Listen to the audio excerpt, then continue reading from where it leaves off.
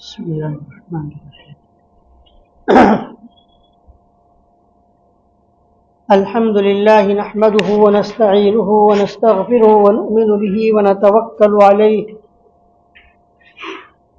ونعوذ بالله من شرور أنفسنا ومن سيئات أعمالنا من يهده الله فلا مضل له ومن يضلله فلا هادي له ونشهد أن لا إله إلا الله وحده لا شريك له ونشهد أن سيدنا ومولانا محمدا عبده ورسوله أرسله إلى كافة الناس بشيرا ونذيرا وداعيا إلى الله بإذنه وسراجا منيرا صلى الله عليه وعلى آله وأصحابه وبارك وسلم تسليما كثيرا كثيرا أما بعد فأعوذ بالله من الشيطان الرجيم بسم الله الرحمن الرحيم والذين جاءوا من بعدهم يقولون ربنا اغفر لنا ولإخواننا الذين سبقونا بالإيمان ولا تجعل في قلوبنا غلا للذين آمنوا ربنا إنك رؤوف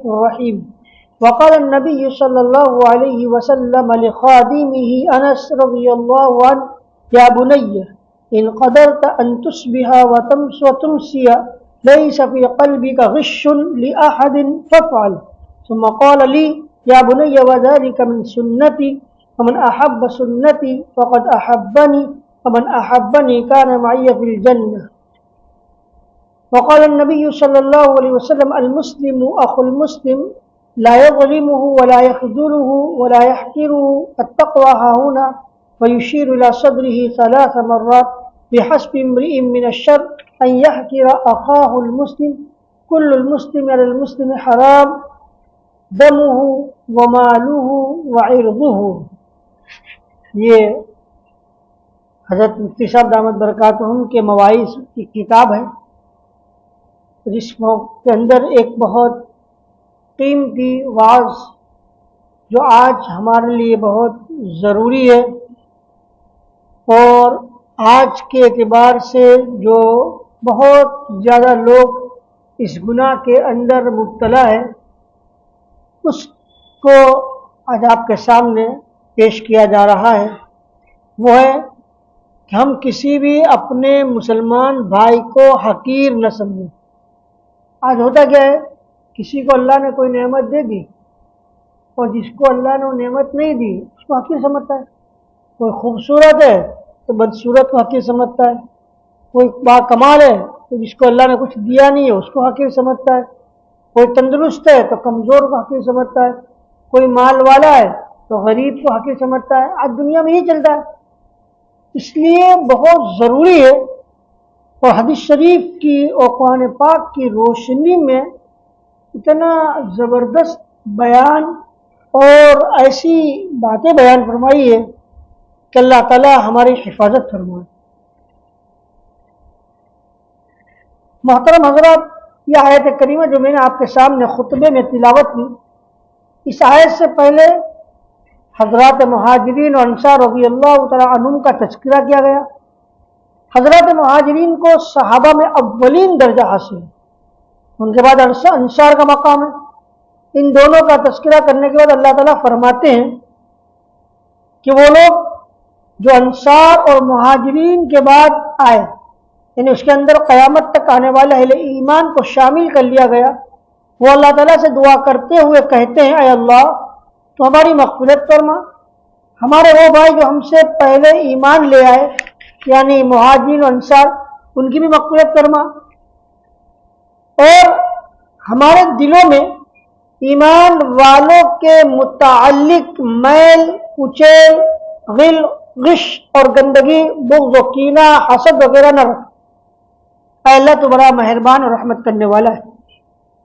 اس میں گویا قیامت تک آنے والے اہل ایمان کا ایک وظیفہ اور ان کا ایک معمول ذکر کیا گیا. ان کے لیے ضروری ہے کہ اس کا اہتمام کرے، یعنی ایک مومن کے لیے دعائے مغفرت کرنا.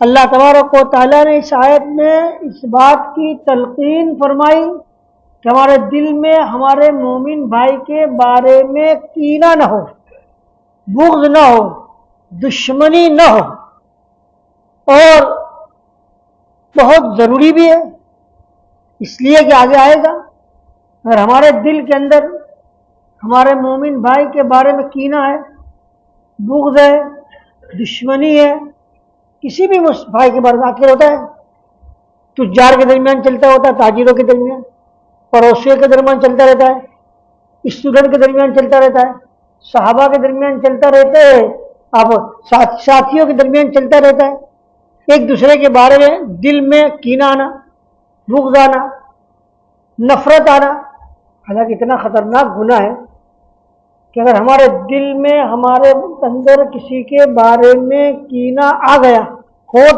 آ گئی، ہماری مغفرت نہیں ہوگی، مغفرت کی راتوں میں بھی مغفرت نہیں ہوگی، بلکہ روایت میں آتا ہے جو لیلۃ القدر جس کے اندر مغفرت عام ہوتی ہے، خوب مغفرت، لیکن اس رات میں بھی اللہ تعالی ایسے لوگوں کی مغفرت کو روک لیتے اور فرماتے ان کی مغفرت نہیں ہوگی جب تک یہ اپنے مسلمان بھائی کے بارے میں اپنا دل صاف نہ کر لے۔ اس کو معمولی نہ سمجھے، دل کے اندر میل، دل کے اندر بغض، یہ بہت خطرناک چیز ہے۔ حضرت شیخ نے لکھا ہے کہ بڑے بڑے دیندار، تسبیح و ذکر کے پابند، لیکن ان کے دل کے اندر میل و کچل آ جاتا ہے اور اس کی بنیاد پر نہ اس کا پڑھنا اس کو کام آتا ہے، نہ اس کی تجارت اس کو کام آتی ہے، نہ اس کا ذکر اس کو کام آتا ہے، مغفرت ہی نہیں ہوتی۔ اور ضروری ہے ہم اپنے دل کو صاف رکھیں۔ اس لیے نبی اکرم خاتم الانبیاء صلی اللہ علیہ وسلم اپنے صحابہ سے فرماتے تھے کہ میرے صحابہ، مجھے کوئی آ کر میرے کسی صحابی کے بارے میں کچھ کہے مت، میرا دل نہیں چاہتا کہ میں اپنے دل میں اپنے کسی صحابی کے بارے میں کھوٹ پیدا کروں۔ میں چاہتا ہوں کہ رات کو سوؤں میرا دل سب سے کیا ہو، صاف ہو، میرا دل کینہ اور بغض سے کیا ہو، پاک ہو۔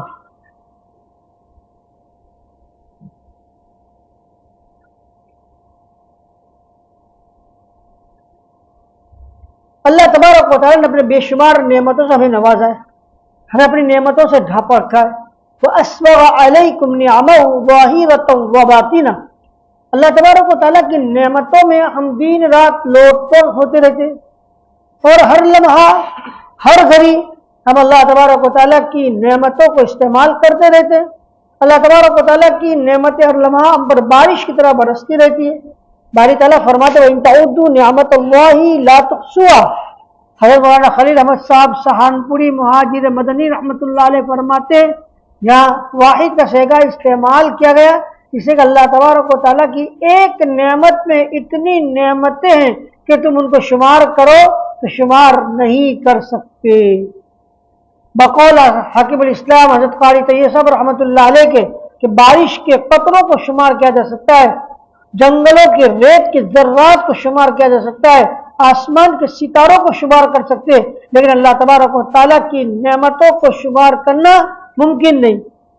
خود باری تعالیٰ نے فرمایا وَإِن تَعُدُّوا نِعْمَتَ اللَّهِ لَا تُحْصُوهَا، بلکہ بارش کا ہر قطرہ اور آسمان کا ہر ستارہ بھی اللہ تعالیٰ کی ایک نعمت ہے۔ کچھ نعمتیں وہ جو اللہ تبارک و تعالیٰ نے انسان کو عطا فرمائی، ایک مخصوص قسم کا جسم اللہ تبارک و تعالیٰ نے انسان کو عطا فرمایا، پھر اس میں اللہ تبارک و تعالیٰ نے مختلف قسم کی صلاحیت عطا فرمائی، دیکھنے کے لیے آنکھیں، سننے کے لیے کان، بولنے کے لیے زبان، سوچنے سمجھنے اور یاد رکھنے کے لیے دل و دماغ عطا فرمائی، پاؤں دیے، مختلف قوہ اور صلاحیت اللہ تبارک و تعالیٰ نے ہر انسان کو عطا فرمائی۔ کچھ نعمتیں وہ جو مخصوص طور پر اللہ تبارک و تعالیٰ نے اپنے بندوں کو عطا فرمائے، اللہ تبارک و تعالیٰ کی جو مخصوص قسم کی نعمتیں ہیں ان نعمتوں میں بھی بعض نعمت میں میری کسی کوشش اور صحیح کا دخل نہیں، کسی محنت کو دخل نہیں۔ مثال کے طور پر حسن و جمال، کوئی آدمی حسین و جمیل ہے، یہ بہت بڑی نعمت ہے، اللہ تبارک و تعالیٰ نے اس کو یہ نعمت عطا فرمائی تو وہ آدمی خود بھی سمجھتا ہے کہ یہ حسن و جمال والی نعمت جو اللہ تبارک و تعالیٰ مجھے عطا فرماتے ہیں اس کے حصول میں، اس کو حاصل کرنے میں میری کسی کوشش و سعی کا دخل نہیں. یہ نعمت اللہ تعالیٰ نے مجھے اپنے فضل سے عطا فرمائی. بعض نعمتیں وہ جن کے متعلق بعض لوگوں کو یہ خیال اور گمان ہوتا ہے کہ اس نعمت کے حصول میں میرے عمل کو، میری محنت کو، میری کوشش کو دخل ہے. جیسے کسی کے پاس دولت اور ثروت ہے، ایک تاجر اللہ تبارک و تعالیٰ نے اسے دولت اور ثروت عطا فرمایا اور وہ خوب لکھپتی اور کروڑپتی ہے. اب اس کو پوچھیں گے تو کہے گا میں نے محنت سے ایک فیکٹری لگائی، بہت خون پسینہ ایک کرنے کے بعد، بڑی محنتوں کے بعد مجھے یہ دولت ملی ہے. اس طرح کوئی عالم و فاضل ہے، کوئی یوں سمجھتا ہے کہ میں نے بڑی محنت سے علم حاصل کیا، عمل کے لیے میں نے بڑے مجاہدات کیے. اسی طرح کوئی بڑے عہدے اور منصب اور فائز ہے، وہ بھی یوں کہتا ہے کہ میں نے اس مقام اور مرتبے تک پہنچنے کے لیے اور یہ عہدہ اور منصب حاصل کرنے کے لیے بہت پاپڑ بیلے.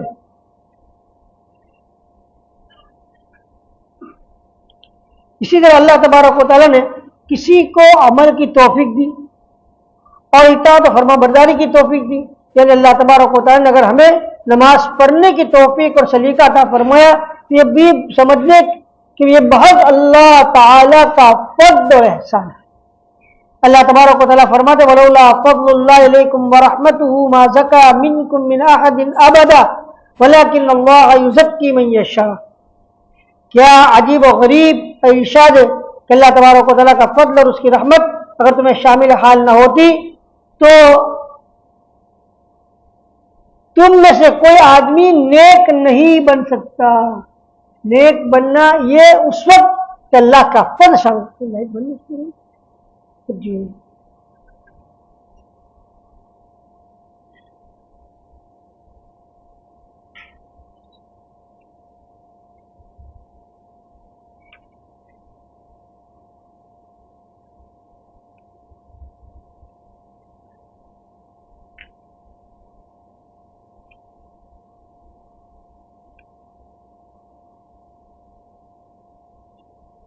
نبی کریم صلی اللہ علیہ وسلم کا ارشاد جو ابھی میں نے آپ کے سامنے پڑھا، المسلم اخو المسلم، ایک مسلمان دوسرے مسلمان کا بھائی ہے.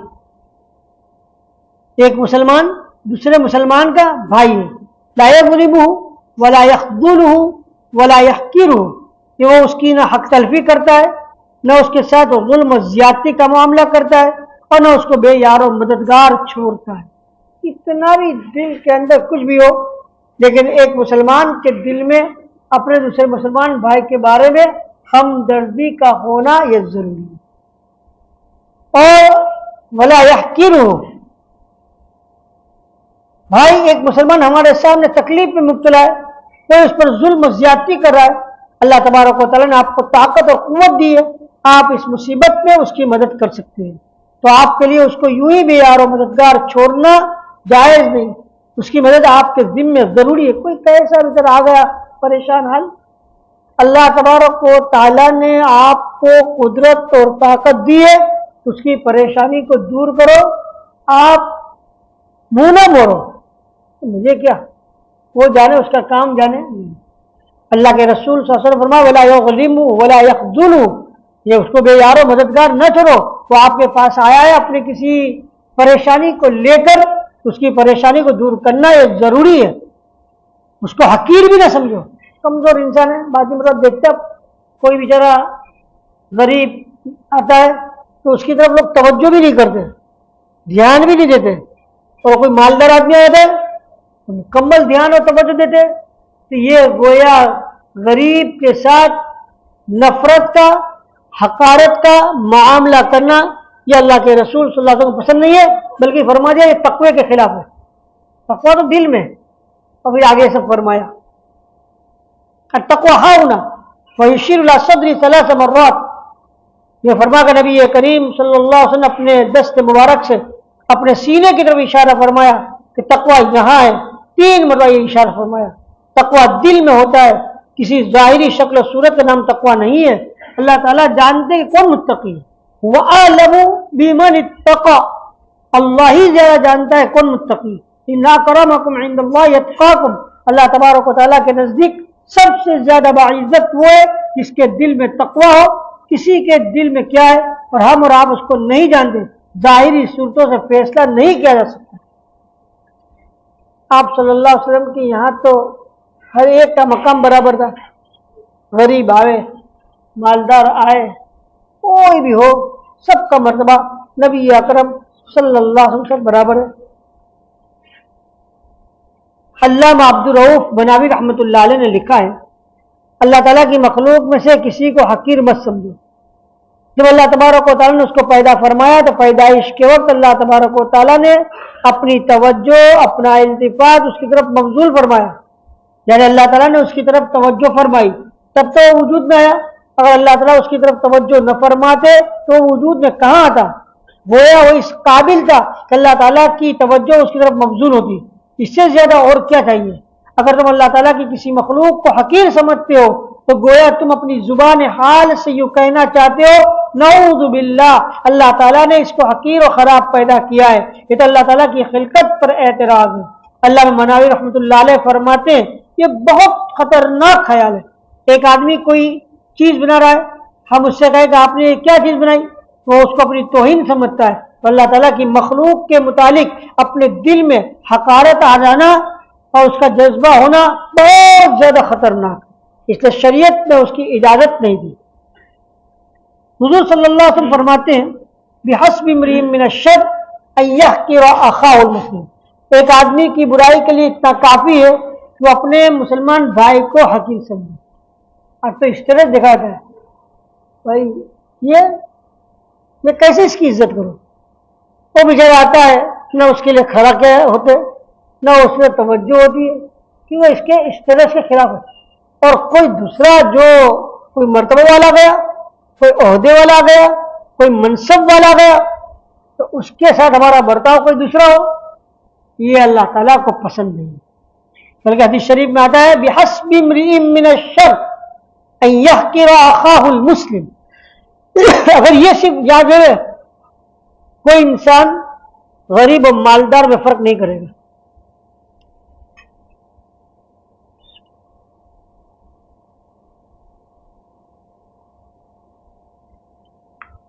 کیا فرمایا؟ ایک آدمی کے برا ہونے کے لیے اتنا کافی ہے کہ اپنے مسلمان بھائی کو حقیر سمجھے. بس جس نے بھی اپنے آنے والے مسلمان بھائی کو کمتر سمجھا، حقیر سمجھا، اللہ کے رسول صلی اللہ علیہ وسلم کی حدیث شریف کی روح سے وہ بدتر انسان ہے. اس سے بڑھ کر کیا ہو سکتا؟ آج کل یہ بیماری بہت عام ہو گئی ہے. کسی کے پاس دو پیسے آ گئے تو دوسروں کو حقیر سمجھنا، کسی کو علم کے دو بول آ گئے تو دوسروں کو حقیر سمجھنا، دین کے کام میں لگ گیا اللہ تعالیٰ نے توفیق دے دی تو دوسروں کو حقیر سمجھنا. لکھا ہے کہ نہ تو اس کی دنیاوی مفلوق الحال کی وجہ سے اس کو حقیر سمجھو، نہ دینی بدحالی کی وجہ سے اس کو حقیر سمجھو. ایک انسان ہے، اللہ نے اس کو نیکی کی توفیق دی ہے، نماز پڑھتا ہے، روزے رکھتا ہے، تہجد کی نماز پڑھتا ہے اور دینی کام کے اندر مشغول ہے، وہ دیندار ہے. اور بیچارہ دوسرا سامنے والا تھوڑا دین کے اعتبار سے کمتر ہے، تھوڑا دینی اعتبار سے کمزور ہے. اب آپ اس کی طرف دیکھ کر رہے یار کیسے لوگ ہیں، اپنے دل میں اپنی برائی کہ میں بڑا نیک ہوں یہ آ گیا، سمجھو ستیہ ناش ہو گیا، سب ختم. حضرت عیسیٰ علیہ نبینا علیہ الصلوۃ والسلام نے ایک مرتبہ اپنے حواریین سے کہا کہ بتلاؤ تمہارا کوئی بھائی سو رہا ہو اور اس کا کپڑا اڑا دے، تم اس کو ڈھانپو گے یا ننگا کر دو گے؟ انہوں نے کہا ہم تو اس کے کپڑے کو ڈھانپ دیں گے.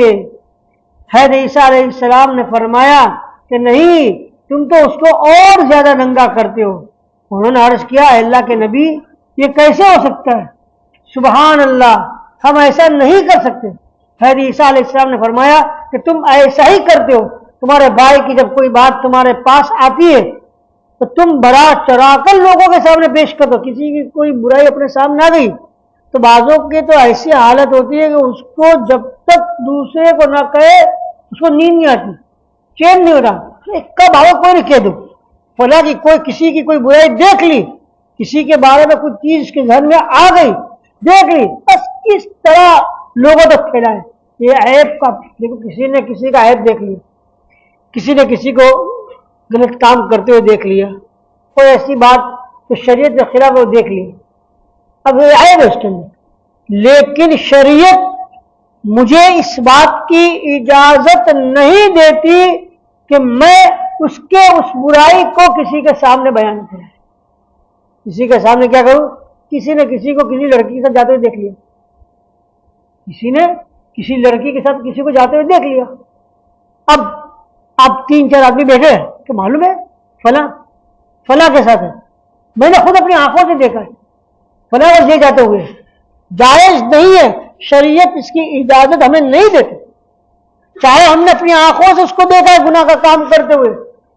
بلکہ اس سے بھی برتر حدیث کہ اگر ہم نے اس کی اس عیب کو لوگوں کے سامنے بیان کیا جو ہم نے اپنی آنکھوں سے دیکھا اور اس کو ہمیں ذلیل کیا لوگوں کے سامنے، رسول اللہ صلی اللہ علیہ وسلم فرماتے اللہ اس کہنے والے کو لوگ اس کو ذلیل کرے گا، چاہے وہ اپنے گھر کے درمیان میں کیوں، اور اللہ اس کے عیبوں کو لوگوں کے سامنے ظاہر کر دیں گے. ہمارا عیب، اگر ہم نے کسی کا عیب دیکھا اور ہم اگر اس کو کسی کے سامنے بیان کریں گے تو کتنا ذلیل ہوگا ذلیل. لیکن اگر ہمارا عیب اللہ رب العزت لوگوں کے سامنے ظاہر کر دیں گے تو ہم کتنے ذلیل ہو جائیں گے. اس سے ہمیں بچنا چاہیے.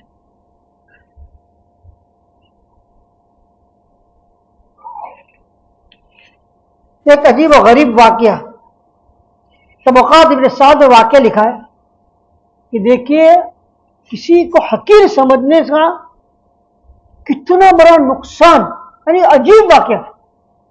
حجۃ الوداع کے موقع پر عرفات میں جب سورج غروب ہوا اور وہاں سے مزدلفہ کی طرف چلنے کا وقت آیا، نبی کریم صلی اللہ علیہ وسلم اپنے اونٹ پر سوار روانگی کے لیے تیار ہیں، لیکن لوگوں نے ایسا محسوس کیا کہ آپ کسی کا انتظار فرما رہے ہیں.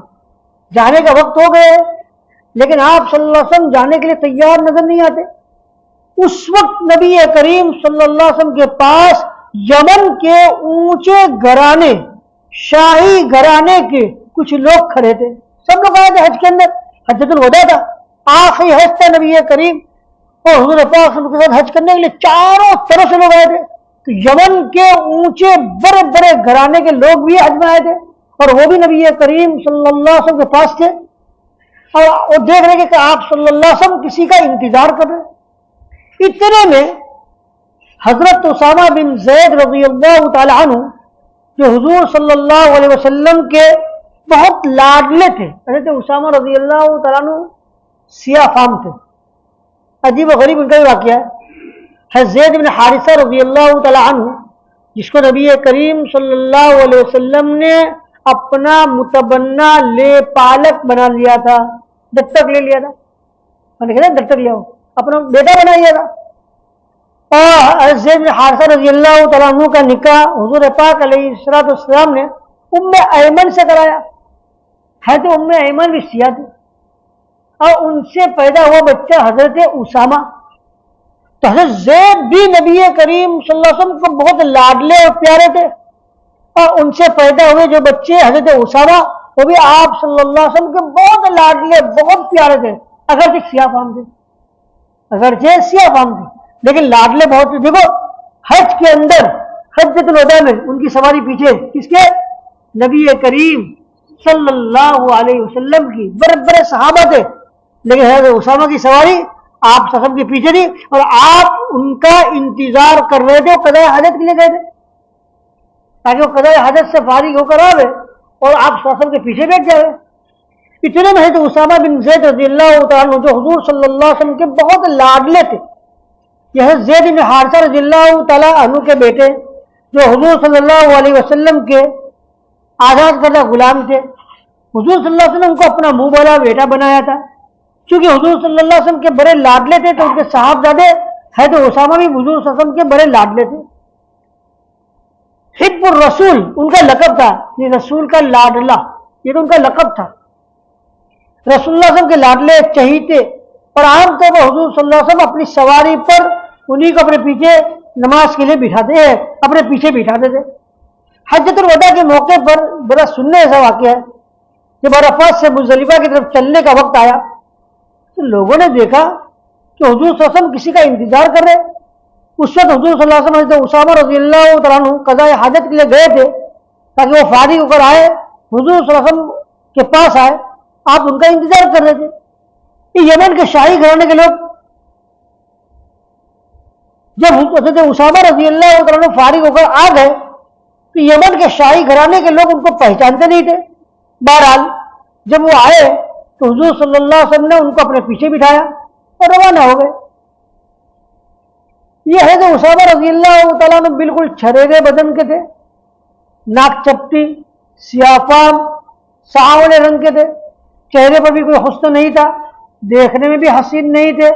تو ان کو دیکھ کر یمن کے شاہی گھرانے کے لوگ کہنے لگے اچھا ان کی وجہ سے ہم کو رکنا پڑا، اچھا یہ ان کی وجہ سے پورا قافلہ رکا ہوا ہے، یعنی حقارت سے اور معمولی سمجھتے کہ اس کے اندر کچھ ہے کہ نہیں، سیاہ فام، کالا اور چپٹی ناک والا، اور ان کی وجہ سے اتنا بڑا قافلے کو روک دیا. گویا یمن کے شاہی گھرانوں کے لوگوں نے حضرت اسامہ رضی اللہ تعالیٰ عنہ کو کیا سمجھا؟ حقیر سمجھا، اور ان کے دل میں تحقیر آئی. اس واقعے کو حضرت عروہ بن زبیر رضی اللہ تعالیٰ عنہ سے صاحب طبقات نے نقل کیا ہے.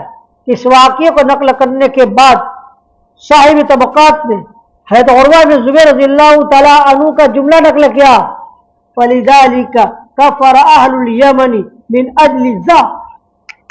بعضی مرتبہ انسان بڑا نیک ہوتا ہے اور اچانک وہ بے دین ہو جاتا ہے، اچانک اس کی نیکی ختم ہو جاتی ہے.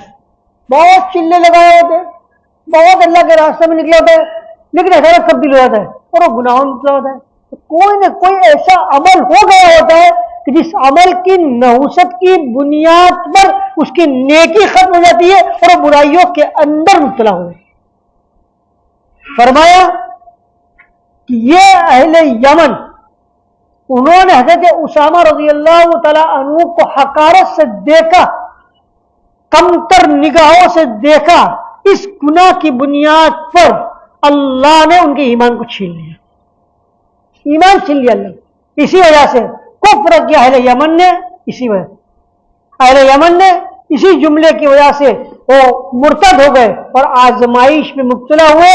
اور وہ کس کے ساتھ ہو گئے تھے؟ مسلمہ ابن کذاب کے ساتھ ہو گئے تھے. حضور صلی اللہ علیہ وسلم کی وفات کے بعد ارتداد پھیلا، بہت سے لوگ مرتد ہو گئے. تو فرماتے یمن کے ایک قبیلے یہ بھی مرتد ہو گیا، اور مرتد ہونے کی وجہ کیا ہے؟ ان کے اس جملے کی وجہ سے مرتد ہوئے. یعنی انہوں نے حضرت اسامہ رضی اللہ تعالیٰ عنہ کو دیکھ کر جب کہا تھا اچھا ان کی وجہ سے ہم کو رکنا پڑا، اس جملے کی نحوست کی وجہ سے ان کو ارتداد کے فتنے میں مبتلا ہونے کی نوبت آئی. صاحب طبقات کہتے ہیں کہ میں نے حضرت عروہ بن زبیر رضی اللہ عنہ کا یہ جملہ اپنے استاد یزید بن ہارون جو بہت بڑے محدث ہیں ان کے سامنے بیان کیا. حضرت عروہ بن زبیر رضی اللہ عنہ کے جملے کا مطلب پوچھا تو انہوں نے اس کا یہی مطلب مجھ سے بیان فرمایا. معلوم ہوا کہ کسی کو حقیر سمجھنے کی وجہ سے انسان کو ایسے فتنوں میں مبتلا ہونا پڑتا ہے. بعضی بڑا انسان اللہ تعالیٰ فطرت کا الگ ہوتا ہے، ان کو ایمان ختم ہو گیا، کوئی مالیات کا فتنے میں مبتلا ہوگا، کوئی بیماری کے فتنے میں مبتلا ہوگا، الگ الگ فتنے ہوتے. اللہ تبارک و تعالیٰ ہماری حفاظت فرمائے. ورنہ اگر ہم کسی کو حقیر سمجھیں گے، اللہ نے اگر ہمیں کوئی نعمت دی ہے اور سامنے والے کو نعمت نہیں ملی اور اگر ہم نے ان کو حقیر سمجھا تو بہت ڈرنے کا مقام ہے. کسی کی تحقیر کا خیال اپنے دل میں لانا بڑی خطرناک چیز ہے. یاد رکھنا کسی کی تحقیر اللہ تعالیٰ معاف نہیں فرماتے. ایک پورا واقعہ ہے لمبا چوڑا. شیخ ابو عبداللہ اندلوسی رحمۃ اللہ علیہ کا بڑے پائے کے بزرگ، اور ان کے شاگرد میں کون؟ جنید بغدادی، شبلی، بڑے بڑے 12,000 محدث ان کے شاگرد تھے اور پورا قافلہ لے کر چلتے تھے. مجھے واقعہ بڑا بیان نہیں کرنا، خالی یہ بتانا ہے کہ کسی کو حقیر سمجھنے سے کیا ہوتا ہے. اتنا بڑا انسان، اتنا بڑا محدث کہ جس کا ڈنکا بج رہا تھا. ایک مرتبہ وہ اپنے شاگردوں کے ساتھ جا رہے تھے، راستے میں ایک ایسے دیہات سے ایسے گاؤں سے جانا ان کا پڑا کہ جو دیہات والے بت پرست تھے اور بتوں کی پوجا کرتے تھے. انہوں نے دیکھا ان لوگوں کرے تو انہوں نے کیا دیکھا تھا, ان کے دل میں حقارت آئی, یہ کیسے لوگ ہیں بت کی پوجا کرتے. کس کے بارے میں حقارت آئی؟ بت کی پوجا کرنے والوں کے بارے میں. اللہ نے فوراً الہام کیا, تیرے پاس جو ایمان ہے میرا فضل ہے, تیرے پاس جو ایمان ہے وہ میرا فضل ہے, تو اس پر اپنے آپ کو بڑا مت سمجھ. اور ایسے فتنے میں مبتلا ہوئے کہ ساری حدیثیں بھول گئے, اور ایسے فتنے میں مبتلا ہوئے کہ وہ جاتے ہوئے ایک عیسائی کی لڑکی جو وہاں سے جا رہی تھی اس پر عاشق ہو گئے. اور پھر تو بہت لمبا قصہ ہے, مگر مجھے یہ بتانا ہے, بعد اللہ تعالیٰ نے ان کی توبہ قبول کر لی, وہ آ گئے. لیکن دیکھو ایک تھوڑی سی حقارت کس کے بارے میں آئی؟ بت پرستوں کے بارے میں آئی. پر اللہ تبارک و تعالیٰ کتنے خطرناک فتنے میں ان کو مبتلا کیا. بہت ڈرنے کا مقام ہے, بہت ڈرنے کا مقام ہے. اگر اللہ نے ہمیں کوئی نعمت دی ہو, سامنے والے کے پاس وہ نعمت نہ ہو تو اترانا نہیں چاہیے. یہ تاکید دنیاوی اعتبار سے تھی. اگر تاکید حقارت سمجھے دینی اعتبار سے ہو, مثلا کوئی شخص شرابی کبابی ہے اور ہم پابندی کے ساتھ پہلی سب پہ نماز پڑھتے, تو شریعت ہمیں اس کی اجازت نہیں دیتا کہ اس شرابی کبابی کو اس کی بدعملی کی وجہ سے ہم حقیر سمجھیں. اس کی اس بدعملی سے تو ہمیں نفرت کرنی چاہیے, لیکن اس کی ذات سے نفرت کرنے کی شریعت اجازت نہیں دی. ایک اللہ والے تھے, تہجد کا وقت ہوا, کمرے سے نکلے, کچھ لوگ سوئے ہوئے تھے. ان کے دل میں آئے کیسے لوگ ہیں سوئے ہوئے, تہجد کا وقت سوئے ہوئے, بس اپنے آپ کو بڑا سمجھا اور ان سوئے ہو کیا سمجھا حقیر. 6 مہینے تک ان کو تہجد کی توفیق نہیں ہوئی. بعد میں کتنا انہوں نے اللہ سے توبہ کی, اللہ سے توبہ کی, اللہ سے توبہ کی, پھر اللہ تبارک و تعالیٰ نے انہیں تہجد. اس لیے اپنے آپ کو کوئی کتنا بڑا ہو, کسی کو بھی حقیر سمجھنے کی شریعت اجازت نہیں دیتی. ہم یہ نہ سمجھے کہ ہم ہمیشہ پہلی سب میں نماز پڑھتے, تہجد پڑھتے, اوابن چاش تو اشراق پڑھتے, اور یہ تو 5 نمازوں میں سے کسی نماز کے نہیں آتا اور شراب پیتا ہے. اگر کسی کو کسی گناہ کے اندر مبتلا دیکھو تو اس گناہ کی وجہ سے اس کو کم وقت مت سمجھو. حضرت ابو درداء رضی اللہ عنہ فرماتے کہ اس کو گناہ کے اندر مبتلا دیکھ کر اپنے آپ کو قصوروار سمجھو کہ میں نے اللہ تعالیٰ کے اس بندے کو گناہ سے نکالنے اور نیکی کے اوپر لانے کے لیے کیا محنت کی. میں نے ایک بڑا طارق جمیل صاحب دامت برکاتہم العالیہ کا ایک بیان سنا تھا محرم کے ٹائم پر. انہوں نے بڑا اچھا جملہ کہا کہ محرم کے اندر لوگ تازیہ لے کے نکلتے ہیں. پھر ہم لوگ کہتے ہیں کیسے گانڈے لوگ ہیں, تازیے کو پوچھتے ہیں اور یہ کاغذ کو پوچھتے ہیں, اور ہم ان کو ان کرنے والے کو حقیر سمجھتے ہیں. وہ فرماتے تمہیں کہنے کا یہ حق اس وقت ہے جب تم ان کے لیے روئے ہو, راتوں کو اٹھ کر اللہ ہمارے بھائی ان گناہ کے اندر مبتلا ہے, اللہ تم کو توفیق دے, ہدایت دے. کبھی ان کے لیے ایک بڑا آنسو نہ بہا رہا ہو اور اپنی زبانیں سے ان کو حقیر سمجھے, ایک کاغذ کی ہدایت ہے. یہ بات ہے. اس لیے فرمایا پہلے تو ہماری کمی, یہ سامنے والا جو شرابی کبابی ہے, ہم نے ان کے لیے کتنی بڑا دعا کی. ہمارا پڑوسی کوئی گناہ کے اندر مبتلا ہو, ہم اس کو حقیر سمجھے, بھائی تم نے اس کے بارے میں دعا کی یا کوئی پہلے اگر دعا کی ہو اور اس کے بارے میں روئے ہو تو پھر کچھ سمجھنے کا اختیار بھی ہے. جب میں نے کچھ نہیں کیا تو مجھے کیا حق پہنچتا ہے کہ اس کے گناہ میں مبتلا ہونے کی وجہ سے میں اس کی حقارت کو اپنے دل کے اندر لاؤں. تو دینی کمزوری کی وجہ سے بھی شریعت کسی کو حقیر اور بے وقت سمجھنے کی اجازت نہیں دیتی.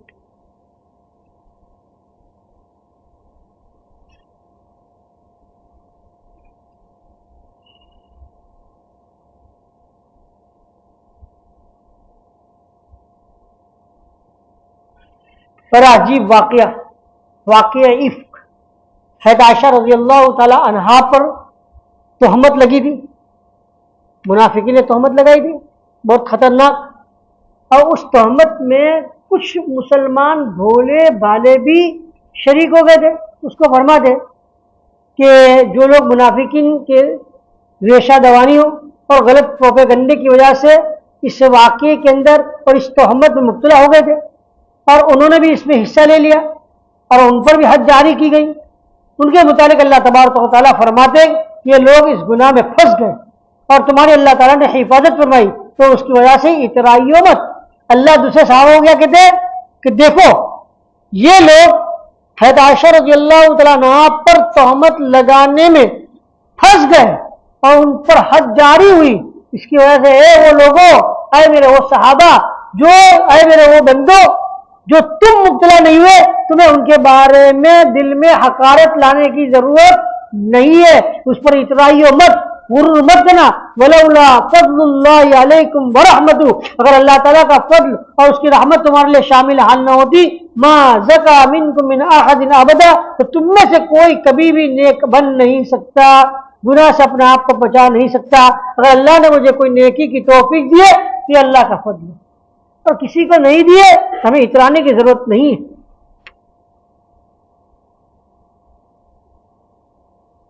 ترمذی شریف کی روایت ہے، نبی کریم صلی اللہ علیہ وسلم فرماتے ہیں، بازی مطلب کیا ہوتا ہے، کچھ ہم لوگ بیٹھے ہوتے ہیں اور کوئی انسان کوئی بات کہہ دے، اب بے چپ رہے، مجھے معلوم ہے تو کیا کرتا ہے، تو کیا تیرے کیا کرتوت، تیرے کیا دھندے مجھے معلوم ہے، وہ اس نے آڑ دلائی، تو یہ کرتا ہے، تو یہ کرتا ہے، گویا اس نے لوگوں کے سامنے اس شخص کو شرم دلا رہے کہ تیرے سارے کارستان میرے سامنے موجود ہیں، چپ چپ رہے۔ یہ جو جملہ اللہ کے رسول صلی اللہ علیہ وسلم فرماتے من عیر اخاہ بذنب لم یمت حتی یعملہ، کوئی آدمی اگر اپنے کسی بھائی کو کسی گناہ کی بات پر شرم دلائے تو حضور صلی اللہ علیہ وسلم قسم کھا کر فرماتے تو مرے گا نہیں جب تک کہ وہ اس برائی میں مبتلا نہ ہو۔ بیٹھ میں نے دیکھا تھا فلاں تو ہے وہ زنا کرنے والا، یہ شرم نہیں، ہماری موت اس وقت تک نہیں آئے گی ہم جب تک زنا کے گناہ میں مبتلا نہ ہو۔ کسی بھائی کو کسی گناہ کے بارے میں شرم دلائی، آر دلائی، تو ہماری موت اس وقت تک نہیں آئی۔ آج کل ہم لوگوں کو بولنے پر بھی قابو نہیں، آدمی عام طور پر اپنی زبان اور کام کی وجہ سے آزمائشوں میں پڑتا ہے، دوسرے کا بچہ غلط راستے پر پڑتا ہے تو کہتے کہ تیرا لڑکا بگڑ گیا، یعنی اسے حقیر سمجھتے۔ ایک تو ہے ہمدردی، جیسے کوئی بیمار ہو جائے تو اس کی بیماری کو دیکھ کر دل میں ایک ہمدردی ہوتی ہے، وہ بیمار ہے اور اس کے لیے دعا کرے، یہ صحیح ہے، اور اگر اس کو حقیر سمجھتے ہوئے یہ جملے بولے تو پھر مصیبت آئے گی۔ ہم پر جو آفات و حالات و مصیبتیں آتی ہے اس کی ایک بڑی وجہ ہماری زبان ہے۔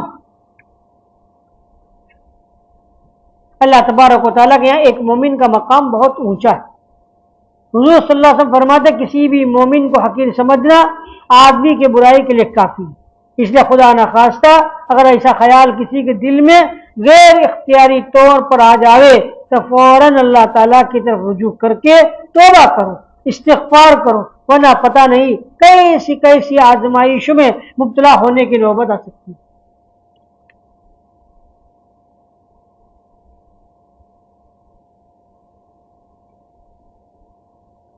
بہت سی مرتبہ کسی آدمی کی زندگی کا بہت سا وقت ایسے گناہوں میں گزر جاتا ہے، پھر اللہ تعالیٰ ہدایت دیتے اور دین کے کام میں لگ جاتا ہے تو اس کی وجہ سے کبھی اس کے دل میں دوسروں کے متعلق تحقیر کے جذبات آ جاتے ہیں۔ اس سے اپنے آپ کو بہت زیادہ بچانے کی ضرورت ہے۔ ہمیشہ اپنے آپ کا محاسبہ کرتے رہو کہ میرے دل میں کسی بھائی کے متعلق حقارت تو نہیں آ رہی ہے۔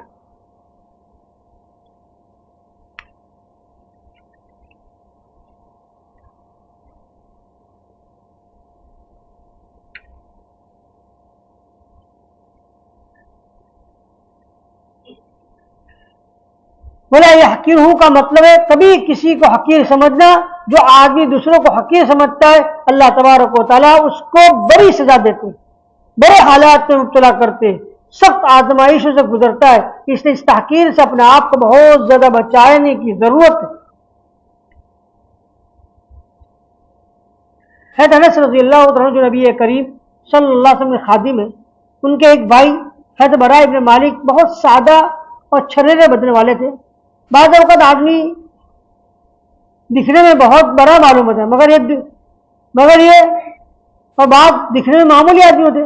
بخاری شریف میں حضرت سہل بن سعد رضی اللہ عنہ کی روایت ہے کہ ایک مرتبہ ایک بڑا آدمی جو سوسائٹی میں بڑا باوقت اور مرتبے والا سمجھا جاتا تھا، نبی کریم صلی اللہ علیہ وسلم کی مجلس کے پاس سے گزرا تو نبی کریم صلی اللہ علیہ وسلم نے اپنے پاس بیٹھے ہوئے حضرات صحابہ سے پوچھا ما تقولون فی ھذا، اس آدمی کے سلسلے میں تم کیا کہتے ہو؟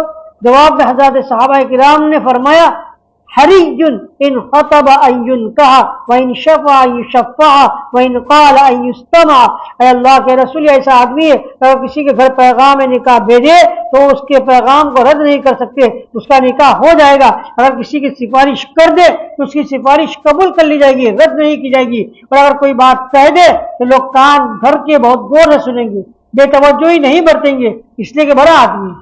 اس کے بعد راوی کہتے ہیں کہ کچھ دیر بعد خاموش ہے، پھر ایک آدمی گزرا فمر رجل من فقراء المسلمین، اس کے بعد ایک اور آدمی گزرا جو بیچارہ غریب تھا۔ حضور صلی اللہ علیہ وسلم نے دریافت فرمایا ما تقول فی ھذا، اس آدمی کے متعلق کیا کہتے ہو؟ تو جواب میں حضرات صحابہ کرام نے عرض کیا حری ان خطب الا ينکح وان شفع الا یشفع وان قال الا یستمع، کہیں پیغام نکاح بھیجے تو کوئی ان کو چھوکڑی نہیں دے گا، سب انکار کر دیں گے، تو اسے گھر میں ہے کیا؟ نہ گھر ہے نہ دکان ہے، اس کو لڑکی دے کر کیا کریں گے؟ اور کسی کی سفارش کرے گا تو کوئی قبول بھی نہیں کرے گا، سب رد کر دیں گے، اور کوئی بات کرے گا تو کوئی دھیان بھی نہیں سنے گا۔ اس جواب کو سن کر حضور صلی اللہ علیہ وسلم نے عجیب بات ارشاد فرمائی۔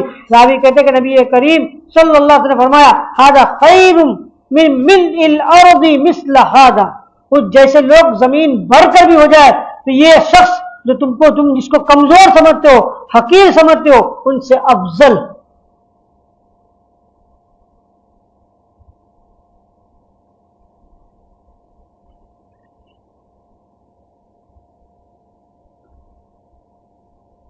حضرت انس فرماتے کہ میرے بھائی حضرت براء ابن مالک بھی ایسے ہی تھے۔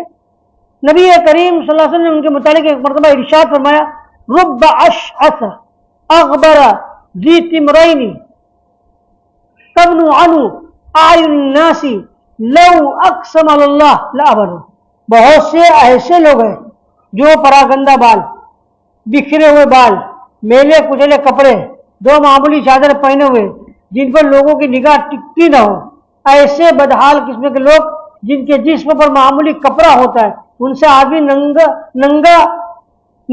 آدمی نگاہ ہٹا لیتا ہے، دیر تک نظر بھی بھر کر دیکھنے کا جی نہیں چاہتا، اور عمدہ کپڑا ہوتا ہے ذرا دیکھتا ہے۔ نبی کریم صلی اللہ علیہ وسلم فرماتے کہ لوگوں کی نگاہ وہاں معمولی لباس کی وجہ سے ٹکتی نہیں، لیکن اللہ تبارک و تعالیٰ کے ہاں ایسے لوگوں کا مقام یہ ہے کہ اگر وہ اللہ تعالیٰ پر قسم کھا لے تو قسم اللہ اس کی قسم کو پوری کر دے، اللہ اس کو ضرور پورا کر دے۔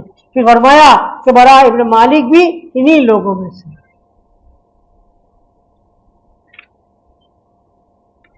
امام غزالی رحمۃ اللہ علیہ نے احیاء العلوم میں لکھا ہے کہ جس نے اللہ تعالیٰ کی مخلوق میں سے کسی ایک سے بھی اپنے آپ کو بہتر سمجھا، اس نے اپنی حماقت سے اپنے اعمال کو ضائع اور برباد کر دیا، اپنے اعمال کو ضائع اور برباد کر دیا۔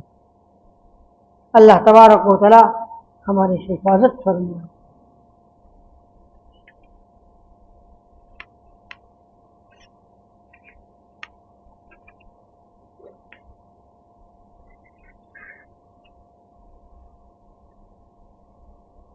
محترم علماء کرام اور مستدین، ہم اس بات کی اطلاع دیتے ہوئے بہت ہی زیادہ خوشی محسوس کر رہے ہیں کہ الحمدللہ ثم الحمدللہ ہماری روحانی اور تربیتی اور اصلاحی مجلس کے 3 سال مکمل ہو کر آج الحمدللہ ہم 4 سال میں قدم رکھ چکے ہیں، اور سنے پر سہاگا یہ ہے کہ ایسی 4 سال کی ابتدائی مجلس میں ہندوستان کی نامور شخصیت حضرت مولانا صلاح الدین سیفی دامت برکاتہ العالیہ کی تشریف لا رہے ہیں۔ ہمیں اللہ تعالیٰ سے دعا کرنی چاہیے کہ اللہ ہماری اس مجلس کو دوام عطا فرمائے، اور نظر بد سے اللہ تعالیٰ ہماری اس مجلس کی حفاظت فرمائے۔ مفکر اسلام حضرت مولانا ابو الحسن علی الندوی رحمۃ اللہ علیہ نے ایک موقع پر یہ ارشاد فرمایا تھا کہ اپنے آقا، اپنے رجال اور اپنے متعلقین کی بیجا تعریف اور ان کی تعریف میں مبالغہ آرائی کرنا جس قدر برا ہے، ایسے ہی ان کے فضل و کمال کا تذکرہ نہ کرنا اور وہ جس قدر دانی کے مستحق ہے ایسی قدر نہ پہچاننا اور ان کے تاریخی کارناموں کو یاد نہ کرنا، یہ بھی ان کے ساتھ ناانصافی ہے۔ اس ملفوظ کی روشنی میں آج بولنے کی ہمت کر رہا ہوں۔ ماضی قریب میں چند ہستیاں ایسی گزری ہے تو خیر القرون کی یادگار، سلف صالحین کا نمونہ، علم و فضل اور قوت استعداد کے ساتھ انابت اللہ، صلاح و تقوی، دینی ہمدردی و خیرخواہی، سادگی و تواضع، فنائیت و للہیت جیسی صفات کی جامع تھی۔ تمام امور میں صرف رضا الہی ان کا مقصد تھا۔ ان کی ایک اہم خصوصیت دین کی تعبیر و تشریح میں ممتاز و معتدل اسلوب اور مزاج و مذاق میں ان کی سلامت روی تھی۔ انہی ممتاز ہستیوں کے شانہ بشانہ اور ان کے نقش قدم پر چلنے والے ہمارے حضرت مفتی صاحب دامت برکاتہم العالیہ بھی ہیں۔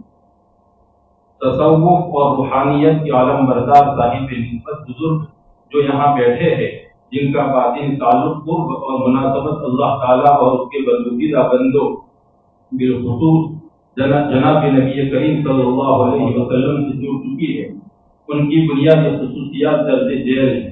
اتباع سنت کا جذبہ، ان کی زندگی شریعت اور سنت کے عین مطابق ہے اور ہر عمل میں عشق رسول صلی اللہ علیہ وسلم نمایاں ہوتا ہے۔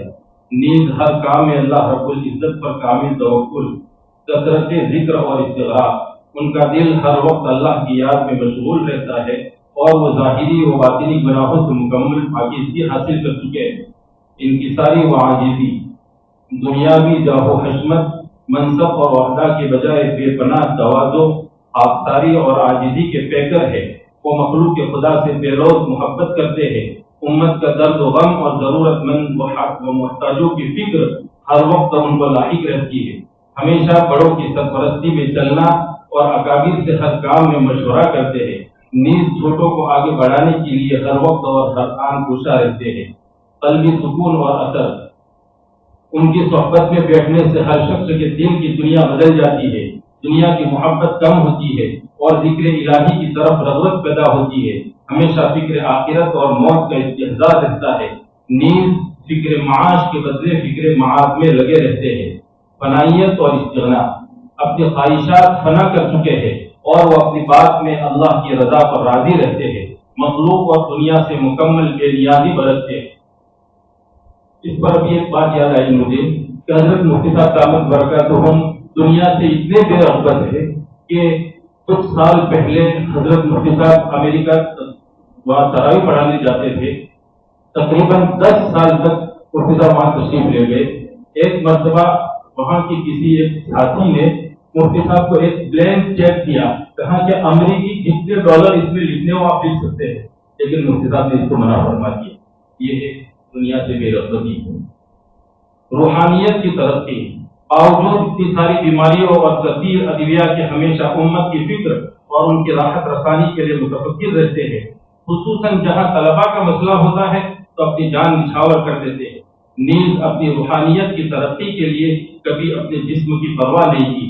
الغرض، قصہ مختصر کہ دین کے کسی بھی معاملے میں کبھی کسی کی ملامت کی پرواہ نہیں کرتے، خاص کر کے تصویر کشی اور ویڈیو سے مکمل اجتناب اور احتیاط سے کام لیتے ہیں۔ ابھی 2 سال قبل حضرت مولانا سجاد صاحب دامت برکاتہم العالیہ کے وہاں ایک علم حدیث کا مسابقہ تھا۔ مفتی صاحب وہاں تشریف لے گئے، وہاں ویڈیوگرافی ہو رہی تھی تو مفتی صاحب پیچھے جا کر بیٹھ گئے۔ مولانا تھوڑی دیر بعد تشریف لائے، 2-3 مرتبہ اعلان ہوا کہ مفتی حیات صاحب آگے تشریف لے آئے، لیکن مفتی صاحب چونکہ تصویر کشی کو پسند نہیں فرماتے ہیں تو پیچھے تشریف رکھے ہوئے تھے۔ مولانا سجاد صاحب آئے، تھوڑی دیر بیٹھے اور پھر ان کی طبیعت کچھ ناساز تھی تو حضرت نے کہا کہ ویڈیو سب بند کر دو اور مفتی صاحب کو آگے بلاؤ، اور وہ جلسہ حضرت مفتی صاحب کی صدارت میں ہی ہوا۔ مفتی صاحب جو ہے وہ ویڈیو اور اسی طریقے سے فوٹو کو پسند نہیں کرتے ہیں، اس طریقے سے بڑے حضرت پسند نہیں کرتے ہیں کسی طریقے سے۔ خلاصہ کلام یہ کہ ہم بھی ان کے نقش قدم پر چلنے کی کوشش کریں، جب بھی ہم مجلس میں آوے تو خلوص دل سے آوے، کوئی دنیاوی غرض نہ ہو، ان کے ادب و احترام کی حد تک وسع کوشش کرے، چستی کے ساتھ تازہ دم ہو کر بیٹھے، کوشش کریں کہ سامنے اور قریب بیٹھے، ان کے پاس جانے سے قبل توبہ و استغفار کے ذریعے قلب کو صاف کر لینا چاہیے کہ عینک لگانے والا انسان جب اپنی قیمتی و عزیز چیز کو دیکھنا چاہتا ہے تو پہلے عینک صاف کرتا ہے تاکہ عینک کا گرد و غبار دیکھنے میں رکاوٹ نہ بنے۔ اسی طرح اگر اللہ والوں یا بزرگان دین کی مجلس میں جا کر ان کو دیکھنے اور اپنی اصلاح کرانے سے قبل توبہ و استغفار کے ذریعے اپنے دل کی عینت کو صاف کر لیا جائے تو دل پر بغیر کسی رکاوٹ کے ہدایت کے انوار و برکات نازل ہوں گے اور بیمار روح شفا پائے گی۔ لہذا ہم تمام ساتھیوں کو چاہیے کہ ہم حضرت مفتی صاحب کے لیے دعا فرماوے کہ اللہ پاک ان کو صحت سلامتی عطا فرماوے، ان کے سایوں کو دیر کا قائم و دائم رکھے اور ان کے فیض کو خوب عام فرماوے، ان کو حیات طویلہ طیبہ عطا فرماوے۔ دوسری بات یہ ہے کہ آج بہت سارا مجموعہ ہے ماشاءاللہ، جو ساتھی یہاں قیام کرنے والے ہیں وہ 2.5 فٹ سے زیادہ بستر چوڑا نہ کرے، اپنے بستر لپیٹ لے ہوئے۔ آپ کہیں گے کہ بستر چوڑا ہے، نہیں، اس لیے کہ دوسروں کو موقع دینا ہے، سب کچھ ہونا ہے یہاں پر۔ اور جو حضرات یہاں سونے والے ہیں دعا کے بعد فوراً اپنا بستر بچھا لے ہوئے، اس کے بعد پھر دسترخوان پر شربت کے لیے تشریف لے آئے۔ صبح انشاءاللہ 3 بجے اٹھائیں گے، 3:40 پر ذکر ہوگا اور 4:05 پر دعا ہوگی انشاءاللہ۔ جو حضرات جس کو ذکر جہری نہیں ملا ہوتا ہے، جب ذکر شروع ہو کم سے کم اگر جس کو پہلا کلمہ پڑھتے رہے لا الہ الا اللہ لا الہ الا اللہ محمد رسول اللہ، اس کو دوسرا کچھ پڑھنے کی ضرورت نہیں ہے۔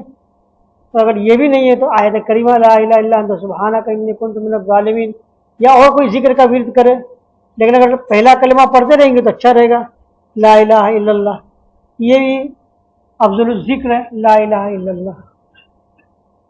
اور دوسری بات یہ جو ہمیشہ کہی جاتی ہے کہ جو حضرات جن کو اتوار کے دن صبح چھٹی ہوتی ہے، کوئی کام کاج نہیں ہے، تو ان کو چاہیے کہ یہ رات ملی ہوئی ہے، اس رات کو تھوڑی اور عبادت کر لے، ملی ہوئی ہے اور ہمیں دوسرے دن آرام ملنے والا ہے، تو سونے کے بجائے تھوڑا کچھ پڑھ کر سوئے تھوڑی دیر زیادہ۔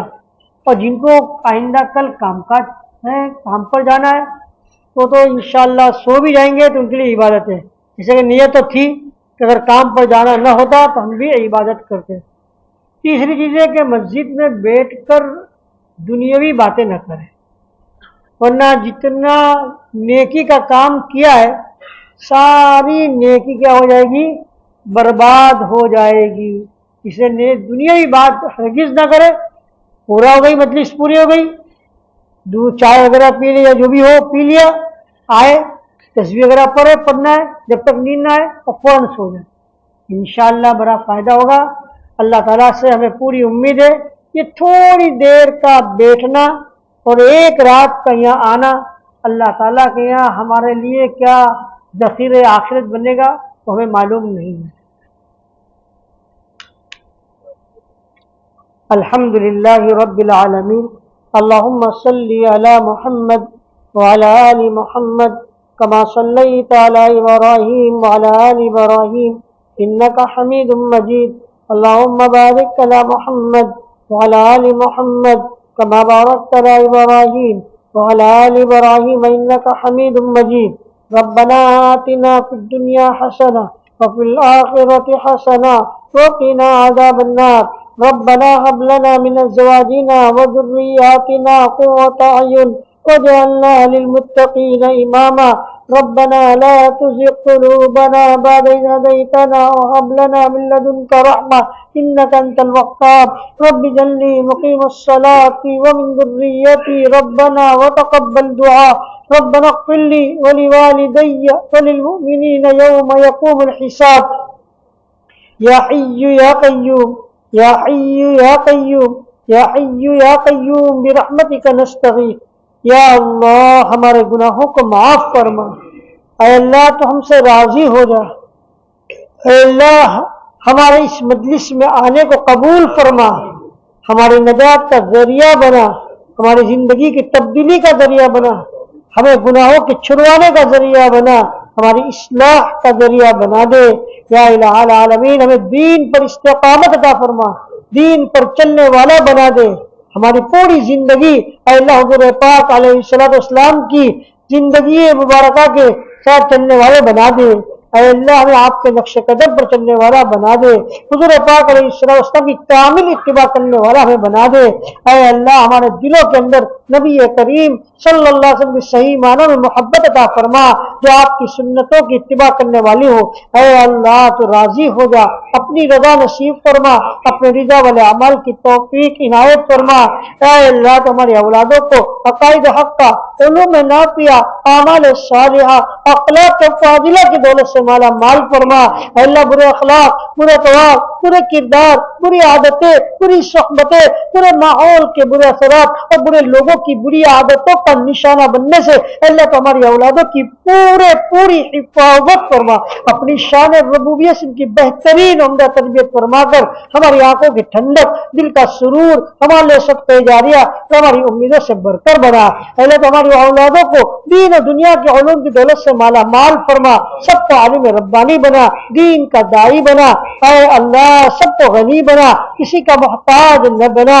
مولا کریم یا الہ العالمین رحم و کرم کا اب درگزر کا معاملہ فرما، بخشش و مغفرت کا معاملہ فرما۔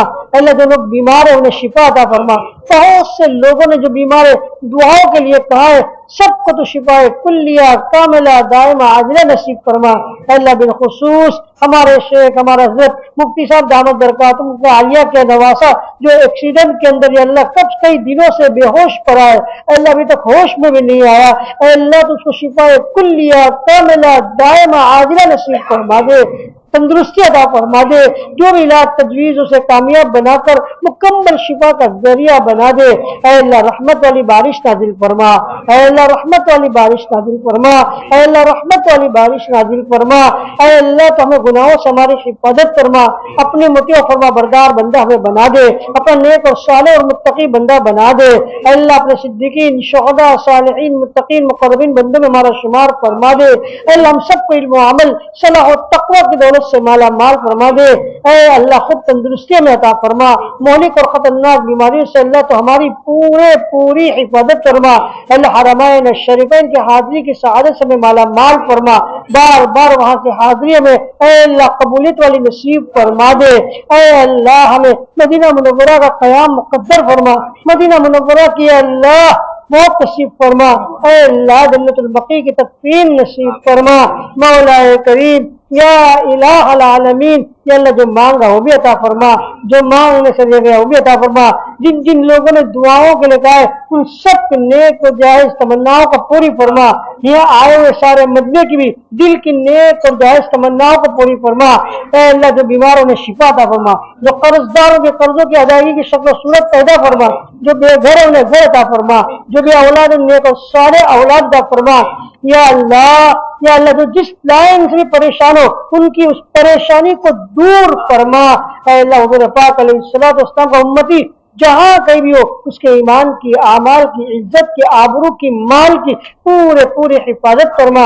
ہماری دعا کو مد اپنے فضل و کرم سے اور نبی کریم صلی اللہ علیہ وسلم کے طفیل میں قبول فرما۔ وصلی اللہ تعالی علی خیر خلق محمد وعلی آلہ وصحبہ اجمعین برحمتک یا